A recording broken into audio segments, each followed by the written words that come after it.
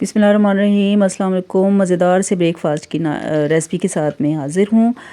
सबसे पहले एक अंडा जो है हमने इसको तोड़ के कटोरी में डाल लेना है। उसके बाद थोड़ा सा हरा धनिया डालना है, थोड़ा सा प्याज डालना है। उसके बाद इसके ऊपर 1 पिंच काली मिर्च डालनी है और 1 पिंच ही इसके ऊपर हमने नमक डाल लेना है। उसके बाद इनको अच्छी तरह से कर लेना है बीट।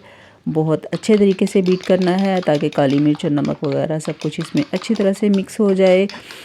उसके बाद बीट करके इसको रख देना है साइड पे और फ्राई पैन में डालने हैं 2 टेबलस्पून जो है ना ऑयल के। और उसके बाद इस तरीके से जो है ना 2 स्लाइस ब्रेड के हमने इनको दोनों तरफ से इस तरह से गोल्डन लाइट सा गोल्डन कलर दे लेना है। ठीक है, थोड़ा थोड़ा इनको जो है ना हमने रोस्ट कर लेना है।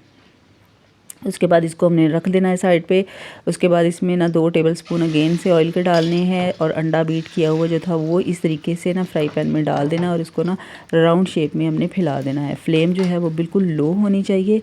और उसके बाद जो रोस्ट की हुई ब्रेड है ना वो इसके ऊपर हमने इस तरीके से रख देनी है। ये देखिए जी, इस तरीके से। ठीक है, और उसके बाद जो है ना इसको हमने 2 मिनट के लिए जो है पकने देना है। और उसके बाद इसके ऊपर ढक्कन रख के ना तो इसकी जो साइड है वो इस तरह से चेंज कर लेनी है साइड। ठीक है, और जो एक्स्ट्रा अंडा जो साइडों पे है ना उसको अंदर की तरफ को फोल्ड कर देना है। और उसके बाद इसके ऊपर केचप डालना है और 2 टमाटर डाल लें, प्याज है प्याज डाल लें। ठीक है, जो भी चीज़ें आपने डालनी है उसके बाद थोड़ा सा चीज़ स्प्रेड करें ऊपर। और उसके बाद जी इसको हमने कर देना है इस तरह से बंद। ठीक है जी, हाथ के साथ ही कर लें, कोई मसला नहीं है।